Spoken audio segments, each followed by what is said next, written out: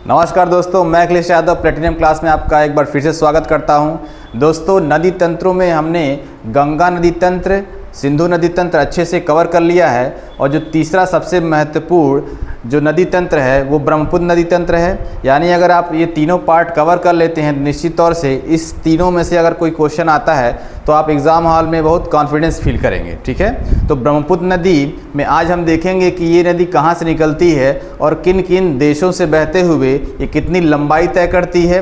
इसके अलावा हम देखेंगे कि जो विश्व का सबसे बड़ा डेल्टा बनता है वो किस क्षेत्र में बनता है। इन्हीं सब चीज़ों के साथ हम आज का सेशन स्टार्ट करते हैं। चलिए आइए स्टार्ट करते हैं आज का सेशन, जो ब्रह्मपुत्र नदी तंत्र के बारे में स्पेशली होगा। जिन्होंने इसके पहले की वीडियो नहीं देखी है तो हमारे चैनल पे जो वीडियो जा कर के देख ले। सिंधु नदी तंत्र और गंगा नदी तंत्र को अच्छे से एक्सप्लेन किया गया है और अच्छे से नोट्स बना करके आप तैयारी करेंगे। चलिए बढ़ते हैं नेक्स्ट आगे की तरफ। तो ब्रह्मपुत्र नदी तंत्र, जैसे हमने सबसे पहले गंगा और सिंधु के बारे में समझाया था, तो किसी भी नदी तंत्र को समझने के लिए ये सबसे अहम बात होती है कि उसके उद्गम को समझें। ठीक है, वो नदी निकलती कहाँ से है। अगर वो नदी जहाँ से निकलेगी वो चीज़ आपको पता रहेगी तो निश्चित तौर पे वो सारी चीज़ें कवर कर लेंगे जो आगे आने वाली हैं। जैसे उद्गम ओरिजिन कहाँ से होता है, चेमा युंगदुंग ग्लेशियर या चेमा युंगदुंग हिमनद भी इसे कहते हैं। हिमनद यानी कि बर्फ़ की बड़ी बड़ी चट्टानें जो कि पिघल करके नदी का रूप ले लेती हैं। ठीक है ना, तो चेमा युंगदुंग ग्लेशियर, और ये आपको यहाँ पे जानकारी होगी कि मानसरोवर झील है ना, ये तिब्बत में है। कैलाश पर्वत भी तिब्बत का हिस्सा है और ये चीन के अधिकार वाले क्षेत्र में आता है। ठीक है, तो हमने पढ़ा कि सतलज भी आपका मानसरोवर और कैलाश पर्वत के पास से निकलती है, सिंधु भी इसी क्षेत्र से निकलती है, और आगे की तरफ जो हम ये पढ़ेंगे ब्रह्मपुत्र नदी, ये भी कहाँ से निकल रही है, ये भी आपके मानसरोवर झील और कैलाश पर्वत से निकल रही है। एड्रेस सबका सेम है, मोहल्ला सेम है, बस घर अलग अलग है। ये इस बात को समझिए कि ग्लेशियर्स केवल अलग हैं, बाकी मानसरोवर झील, कैलाश पर्वत आपने देखा था, सिंधु का भी वही था, सतलज नदी का भी वही था। केवल और आपके केवल ग्लेशियर्स अलग पाए गए हैं। इसलिए इस बात को ध्यान दीजिएगा कि ब्रह्मपुत्र नदी तंत्र किस ग्लेशियर से निकलती है, तो चेमा युंगदुंग ग्लेशियर से निकलती है। ठीक है, अगर नदी निकल रही है तो ज़रूर उसका कहीं न कहीं मुहाना होगा, कहीं न कहीं उसका एंड पॉइंट होगा, जिसे हम इंग्लिश में कहते हैं आउटफ्लो या माउथ कहते हैं। और ये अपना माउथ या मुहाना बंगाल की खाड़ी में जाकर मिला देती है। कहाँ बनाती है, बंगाल की खाड़ी में अपना मुहाना बनाती है, और बंगाल की खाड़ी में गिरने से पहले ये गंगा नदी तंत्र से मिलती है। यानी गंगा नदी से जब मिल जाएगी तो बांग्लादेश में विश्व का सबसे बड़े डेल्टा का निर्माण करती है, और उस डेल्टा का नाम है सुंदरवन का डेल्टा। क्या नाम है, सुंदरवन का डेल्टा। कहाँ बनता है, बांग्लादेश में बनता है। इस बात को एकदम अच्छे से याद कर लेनी है आपको, क्योंकि सैकड़ों बार क्वेश्चन पूछा हुआ है किसी भी एग्ज़ाम में। आप प्रीवियस ईयर क्वेश्चन देखेंगे, अगर ब्रह्मपुत्र नदी से एक क्वेश्चन पूछा है तो ये वाला जरूर क्वेश्चन पूछा होगा कि सुंदरवन का डेल्टा कौन सी दो नदियाँ मिलकर के बनाती है। इसमें सबसे महत्वपूर्ण बात यही होती है।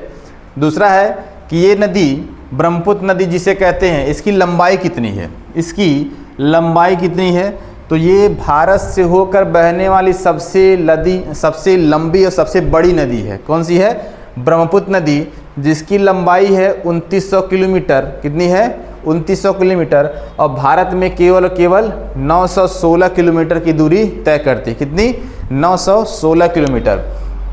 वर्तमान दिन में देखा गया है प्रेजेंट में कि ये 3000 से भी ज़्यादा, लगभग 3.5 से 4000 किलोमीटर के क्षेत्र में फैली हुई है। यानी लंबाई उसकी इससे भी ज़्यादा है। ठीक है ना। देश की बात करें कि किन देशों से होकर गुजरती है, तो आपको बताया कि उद्गम जो है इसका चीन में है, फिर ये भारत में प्रवेश करेगी, उसके बाद फाइनली सुंदरवन का डेल्टा किस देश में जाके बनाएगी, तो बांग्लादेश में जाकर के बनाती है। ठीक है, इसमें 3 देश शामिल होंगे, चीन, भारत और बांग्लादेश। चीन, भारत और बांग्लादेश। जब ये चाइना या तिब्बत के क्षेत्र से बहती है तो इसे ब्रह्मपुत्र नाम नहीं दिया गया, क्योंकि चाइनीज लोग इसे ब्रह्मपुत्र थोड़ी कहेंगे। अपनी भाषा में इसे क्या कहते हैं, सांगपो के नाम से पुकारते हैं। क्या कहते हैं इसको, सांगपो। क्या कहते हैं, सांगपो नाम से इसे पुकारा जाता है। अब ये तिब्बत के क्षेत्र से बहते हुए जब भारत में आएगी, जब भारत के क्षेत्र में आएगी तो एक दर्रे से, है ना, इस जिस पर्वतीय क्षेत्र से होकर बहेगी उसका नाम है हिमालय। कौन सा पर्वत है भाई, हिमालय। तो हिमालय को काटते हुए जब भारत में प्रवेश करेगी तो उस क्षेत्र को जिस पर्वत को इसने काटा है वहाँ पे एक दर्रे का निर्माण करती है। उस दर्रे का नाम है यांगयाप दर्रा। क्या है? यांगयाप दर्रा। तो भारत में अरुणाचल प्रदेश राज्य में सबसे पहले प्रवेश करेगी, और जिस दर्रे से प्रवेश करेगी उसका नाम एकदम गांठ बांध लीजिए याद करके, कौन से दर्रे से? यांगयाप दर्रे से प्रवेश करेगी। और वहाँ पे जो हिमालय का पर्वत है सबसे पूर्वी भारत का, उसे कहते हैं नामचा भरवा। क्या कहते हैं? नामचा भरवा पर्वत। वहीं पे एक सबसे बड़ा गड्ढा बनाएगी, खूब बड़ा सा गड्ढा बनाएगी, महाखड्ड का निर्माण करेगी, जिसे कहेंगे गॉर्ज या कैनियन कहते हैं। क्या कहते हैं? गॉर्ज या कैनियन। तो नामचा भरवा गार्ज या दिहांग गार्ज का निर्माण करते हुए अरुणाचल प्रदेश में प्रवेश करेगी। कहाँ करेगी? प्रवेश करेगी अरुणाचल प्रदेश। और अरुणाचल प्रदेश आपको पता होगा कि भारत का क्या है? सबसे पूर्वी राज्य है। क्या है? सबसे पूर्वी राज्य है। और भारत का सबसे कम घनत्व वाला राज्य भी कौन होगा? अरुणाचल प्रदेश। ठीक है, जनसंख्या वाले चैप्टर में आप पढ़े होंगे कि अरुणाचल प्रदेश भारत का सबसे कम घनत्व वाला क्या है? राज्य है। अब अरुणाचल प्रदेश में ये प्रवेश कर गई तो अरुणाचल में बहते हुए, यानी पर्वतीय क्षेत्रों से बहते हुए, अरुणाचल के पर्वतीय क्षेत्रों से बहते हुए आगे बढ़ेगी। अब जो सांगपो थी अरुणाचल में दिहांग कही जाएगी। क्या कही जाएगी? अरुणाचल में से दिहांग। ब्रह्मपुत्र नदी को क्या कहते हैं अरुणाचल में? तो आप कहोगे कि दिहांग कहते हैं। अरुणाचल प्रदेश कैसा क्षेत्र है? पर्वतीय क्षेत्र है। तो भारत के केवल और केवल 2 राज्यों से ब्रह्मपुत्र नदी बहती है, 2 राज्यों से बहती है। पहला हो गया अरुणाचल प्रदेश, जिसे अरुणाचल प्रदेश में जिसको क्या कहेंगे? दिहांग कहेंगे।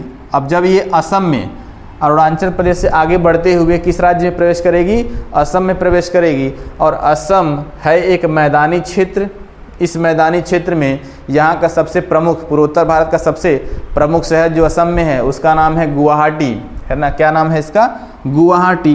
वो ब्रह्मपुत्र तट पे स्थित है, ब्रह्मपुत्र तट पे स्थित है। और ब्रह्मपुत्र असम में सबसे ज़्यादा चौड़ाई इसकी कहाँ पे आती है? असम में ही आती है। तो लगभग 25 से 26 किलोमीटर चौड़ी हो जाती है। कितनी? 25 से 26 किलोमीटर चौड़ी हो जाती है।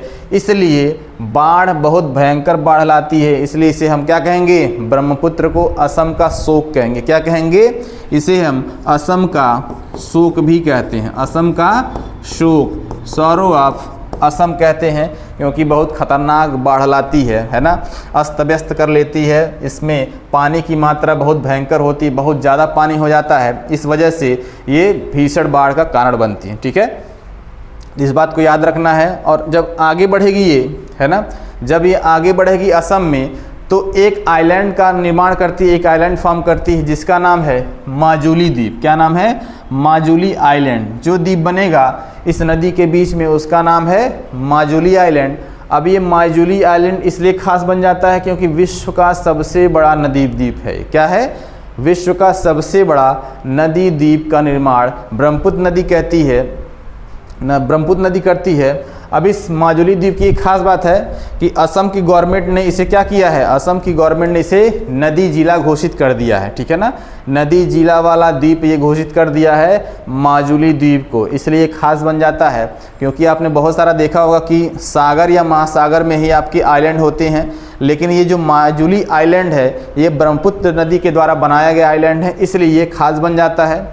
दूसरी खास बात, विश्व का सबसे बड़ा नदी द्वीप है, सबसे बड़ा नदी द्वीप है, आपको ये ध्यान देना है। कई बार एग्जाम में पूछा गया है कि माजुली आइलैंड किस नदी के द्वारा बनाया गया है, तो आप बताएंगे कि ब्रह्मपुत्र नदी के द्वारा बनाया गया है। अब ये असम में रैंप घाटी और गुम्फित जलमार्ग बनाते हुए आगे की तरफ बढ़ेगी और बांग्लादेश में प्रवेश करेगी। कहाँ प्रवेश करेगी? बांग्लादेश में प्रवेश करेगी। अब बांग्लादेश में 2 चीज़ें आपको याद रखना है कि जब बांग्लादेश में गंगा नदी, ये वाली जो नदी आपको दिख रही है ना, ये भारत में तो गंगा कहलाती है, इधर से एक धारा और दिख रही होगी, इसे हम क्या कहते हैं? ब्रह्मपुत्र। ये पूरा का पूरा स्ट्रक्चर जो बना हुआ वो बांग्लादेश में बना हुआ। इस प्रकार से आपको क्लियर दिख रहा होगा कि बांग्लादेश में जब गंगा नदी प्रवेश करती है तो इसे हम कहते हैं पद्मा। क्या कहते हैं? पद्मा कहते हैं। और ब्रह्मपुत्र नदी जब इस बांग्लादेश में प्रवेश करती है तो इसे हम जमुना नाम देते हैं। क्या नाम है इसका? जमुना। और ये जो जमुना और ये पद्मा की जलधारा एक दूसरे से मिलती है जहाँ पे, उस जगह को मेघना के नाम से जानते हैं। किस नाम से जानते हैं? मेघना के नाम से। अब ये मेघना नदी आगे की तरफ बढ़ेगी और बांग्लादेश में विश्व के सबसे बड़े डेल्टा का निर्माण करेगी, जिसे हम कहते हैं सुंदरवन का डेल्टा। क्या कहते हैं? सुंदरवन का डेल्टा। तो ध्यान देना है आपको कि गंगा का बांग्लादेश में नाम पद्मा है, ब्रह्मपुत्र का बांग्लादेश में नाम जमुना है। दोनों की सम्मिलित धारा मेघना कहलाती है और मेघना आगे चलकर ही विश्व का सबसे बड़ा डेल्टा सुंदरवन का डेल्टा निर्माण करती है और इस प्रकार से फैल जाएगी और डेल्टा का निर्माण करेगी। यहाँ पे क्लियर दिख रहा होगा कि पद्मा और जमुना जहाँ मिलती है उसे क्या कहेंगे? हम मेघना नाम देते हैं। ठीक है ना?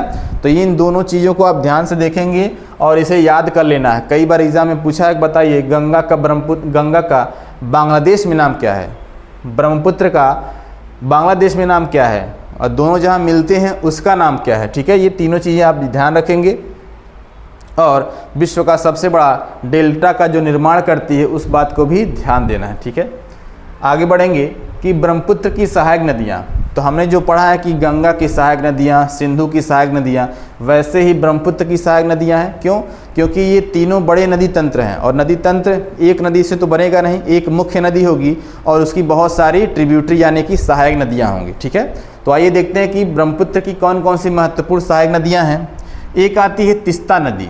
ठीक है, पहले तिस्ता नदी है जो कि जेमू ग्लेशियर से निकलती है। कहाँ से निकलती है? वो सिक्किम के जेमू ग्लेशियर से निकलती है और भारत बांग्लादेश में जल विवाद का कारण भी बनती है। ठीक है, यानी इसके जल को लेकर के भारत और बांग्लादेश में तनातनी मची रहती है कि इसका अधिकतर पानी बांग्लादेश को मिलना चाहिए कि भारत को मिलना चाहिए। तो भारत और बांग्लादेश में जल विवाद का कारण कौन बनेगा? तो तिस्ता नदी।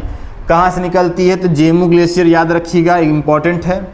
दूसरी जो सहायक नदी है बराक है, धानश्री है, संकोच है। ठीक है, इसका नाम याद रखिएगा। पाँचवें नंबर पे इम्पॉर्टेंट जो नदी है वो है लोहित नदी। कौन सी नदी है? लोहित नदी। अब इस लोहित नदी जो ब्रह्मपुत्र की सहायक है, इस पे बनाया गया है एक पुल। ठीक है, इस पुल का नाम है ढोला शादिया पुल। क्या नाम है? ढोला शादिया। असम के ढोला और दूसरी तरफ सादिया को मिला करके ये पुल का निर्माण किया गया है असम से अरुणाचल प्रदेश को कनेक्ट करने के लिए। किसको? असम से अरुणाचल को कनेक्ट करने के लिए ढोला शादिया पुल का निर्माण किया गया है। अब करंट में, वर्तमान में इस पुल का नाम है ना, वर्तमान में यानी करंट में इस पुल का नाम क्या हो गया है? भूपेन हजारिका सेतु। क्या कहते हैं इसको? भूपेन हजारिका सेतु, या शॉर्ट में BH सेतु। क्या कहते हैं? BH सेतु भी कहते हैं। ठीक, इसकी खासियत क्या है? भारत का सबसे लंबा नदी पुल।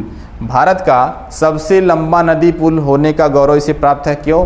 क्योंकि 9.15 किलोमीटर की लंबाई में ये पुल बना हुआ है।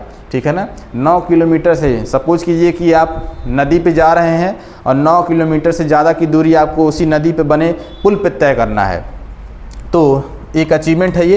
तो भारत का सबसे बड़ा लंबा नदी पुल कौन सा है? भूपेन हजारिका सेतु। इस बात को ध्यान दीजिएगा। ढोला से सादिया को मिलाता है और अगर राज्यों की बात करें तो असम से अरुणाचल को कनेक्ट करता है। ठीक है, छठा और लास्ट इंपॉर्टेंट है कि मानस नदी। कौन सा नदी? मानस नदी। मानस नदी के बारे में एक खास है कि मानस नदी भी है और मानस नाम का एक नेशनल पार्क भी है, क्योंकि इस नेशनल पार्क के बीचों बीच से, यहीं से होकर के मानस नदी गुजरती है, तो इसके नाम पर ही नेशनल पार्क का नाम भी रख दिया गया है। यह एक जैव विविधता संरक्षण क्षेत्र भी है। ठीक है, जैव विविधता का केंद्र भी है ये और भारत तथा भूटान का बॉर्डर भी शेयर करता है। भारत और भूटान का बॉर्डर भी बनाता है कौन? ये आपका मानस नदी। और यूनेस्को के विश्व विरासत स्थल में शामिल ये आपका मानस नदी है। ठीक है ना, यूनेस्को की विश्व विरासत स्थल में भी शामिल है आपका मानस नदी। मानस बायोस्फीयर रिजर्व, मानस नेशनल पार्क, ये सारी चीज़ें बहुत इंपॉर्टेंट है। मानस नदी और इससे संबंधित जो भी फैक्ट आपके बनते हैं वो सारा यहाँ पे इंक्लूड करके बनाया गया है। ठीक है, तो आप देखेंगे कि इसकी सहायक नदियों में तिस्ता, लोहित और मानस सबसे ज़्यादा इंपॉर्टेंट है, जिसके बारे में थोड़ा डिटेल और जो एग्ज़ाम में आने वाले तथ्य होते हैं उनको जानना ज़्यादा ज़रूरी है। तो ये ब्रह्मपुत्र की सहायक नदियों को आप अच्छे से देखेंगे और ये यहाँ पे कुल फ्लो चार्ट दिया गया है ब्रह्मपुत्र नदी के बारे में। इसको भी ज़रा देख लीजिए कि ये निकलती कहाँ से है। तो चेमा युंगदुंग ग्लेशियर से, आपको क्लियर दिख रहा होगा कि चेमा युंगदुंग ग्लेशियर से निकल रही है ना। तिब्बत में बहेगी तो इसे सांगपो, है ना। नामचा भरवा पर्वत के पास से जिस दर्रे से निकलेगी इसे दिहांग गार्ज या नामचा भरवा गार्ज कहेंगे। और जौन जिस दर्रे से आएगी उसे हम कहेंगे यांगयाप दर्रा। अब इस यांगयाप दर्रा से आगे बढ़ेगी, अरुणाचल में एक घाटी है जहाँ से जाएगी पासी घाट। क्या है? पासी घाट। उससे उसके अगर देखेंगे कि बाएं तट पे एक नदी आ रही है दिबांग, है ना, ये दिबांग नदी है, ठीक है। इधर से आ रही है जयाल छू ग्लेशियर से लोहित नदी, जिस पे भूपेन हजारिका सेतु बना हुआ है। इधर है ढोला, उधर है सादिया, ढोला सादिया भूपेन हजारिका सेतु। आगे बढ़ेगी डिब्रूगढ़ में और आगे बढ़ेगी तो इसके बीच में यहाँ पे ग्रीन कलर का दिख रहा होगा कि माजुली आइलैंड भी आता है। क्या है? माजुली आइलैंड, जो कि विश्व का सबसे बड़ा नदी द्वीप है। यहाँ पे देखेंगे कि इसके दाएं तट से मिलने वाली, है ना, एक और नदी है, ठीक है। देखिए अब ये दाएं तट से है कि बाएं तट पे, इसका डिसीजन लीजिए, क्योंकि ये वाली जो नदियां हैं, है ना, ये वाली जो नदी है इसके बाएं तट पे मिल रही है। तो ये वाली कौन सी होंगी? जो अंदर की तरफ है, अंदर की तरफ है, वो इसके दाएं तट पे मिलेंगी। तो देखेंगे कि सुबनसिरी है, सुबनसिरी सबसे बड़ी सहायक नदी है। फिर कामेंग यहाँ पे आएगा, है ना, ये भी नदी आपकी यहाँ पे ब्रह्मपुत्र से आके मिल रही है। मानस नदी, जिसके बारे में डिटेल में बताया आपको, मानस नदी भी आकर मिलेगी। यहाँ पे संकोच नदी है, संकोच भी ब्रह्मपुत्र की सहायक नदी है। और जेमू ग्लेशियर बीच में आएगा आपका चोलामू झील, और यहाँ से जेमू ग्लेशियर से निकलते हुए तिस्ता नदी आएगी, जलपाईगुड़ी इसके रास्ते में आता है और आगे की तरफ आएगी ब्रह्मपुत्र में मिल जाएगी, ठीक है। तो ये सारी की सारी चीज़ें आप देखेंगे कि ब्रह्मपुत्र नदी के बारे में काफ़ी इंपॉर्टेंट है। इधर ज़रा देखिए कि यहाँ पे सहायक नदियों में बूढ़ी दिहिंग भी आकर के ब्रह्मपुत्र नदी में आके मिल जाती है, ठीक है। लैसांग चोटी यहाँ से निकलते हुए धनश्री आकर के ब्रह्मपुत्र में मिल जाती है। कपिली नदी भी आपकी क्या है? ब्रह्मपुत्र की सहायक नदी है। तो जितने भी यहाँ पे सहायक नदियाँ दी गई हैं तो 2-2, 3-3 करके आप कोशिश कीजिएगा। एक दिन में सब रटने की कोशिश करेंगे तो नहीं हो पाएगा। तो कोशिश कीजिए कि 2 से 3 नदियों को आप याद करें और धीरे धीरे इन सब को याद कर लें, है ना। और उससे रिलेटेड जितने भी इम्पोर्टेंट फैक्ट हैं उसको भी ज़्यादा से ज़्यादा याद करने की कोशिश करें, क्योंकि भूगोल एक वास्ट पूरा सब्जेक्ट है ना। इसको थोड़ा थोड़ा करके डेली एकदम आपको मेडिसिन की तरह लेना है। अगर नहीं लेंगे तो सारी चीज़ें मिक्सअप हो जाएंगी। गंगा नदी सिंधु में मिल जाएगी, सिंधु ब्रह्मपुत्र में मिल जाएगी। इसलिए थोड़ा थोड़ा करके रोज़ डेली रिवाइज करना है और प्रैक्टिस करना है, तभी आपसे हो पाएगा। यानी असम का शोक, आपको बताएं कि असम का शोक कौन है भाई? तो ब्रह्मपुत्र नदी ही असम का शोक है। इसके पहले बताओ, मैंने बताया था कि बंगाल का शोक किसे कहते हैं? किसे कहते हैं? दामोदर नदी को कहते हैं। बिहार का शोक किसे कहते हैं? कोसी नदी को कहते हैं। तो नदियाँ शोक का कारण भी बनती हैं और उस क्षेत्र के लिए वरदान भी साबित होती हैं। वरदान उस रिस्पेक्ट में कि जब ये सिंचाई का एक अच्छा स्रोत बनती हैं, शोक का कारण जब ये बाढ़ लाती हैं तब शोक का कारण बन जाती हैं, ठीक है ना। तो ये आपका ब्रह्मपुत्र नदी का पूरा फ्लो चार्ट है। इसको अच्छे से देखेंगे, स्क्रीनशॉट ले लेंगे और अपनी कॉपी में ड्रॉ भी कर लेंगे ऐसे ही, ठीक है। इसको जो मैंने ड्रॉ किया इसको हटा देते हैं 1 मिनट, उसके बाद इसका स्क्रीनशॉट ले लीजिए आप लोग।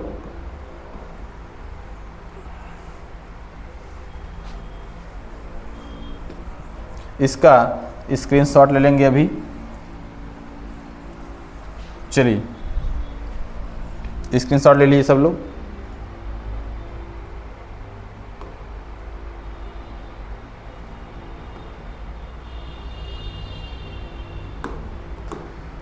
तो दोस्तों ये था ब्रह्मपुत्र नदी तंत्र के बारे में। जितना भी डिटेल इसमें आना चाहिए था वो सारा इसमें मैंने कवर कराने की कोशिश की है, ठीक है। अगर वीडियो अच्छी लगी हो तो इसे लाइक करें, चैनल को अगर नए हैं चैनल पे तो सब्सक्राइब करें और अपने दोस्तों में ज़्यादा से ज़्यादा शेयर करें। इसी तरह की अच्छी वीडियो लेकर के आते हैं और आपसे नेक्स्ट वीडियो में मुलाकात होती है। तब तक के लिए नमस्कार, थैंक यू, धन्यवाद।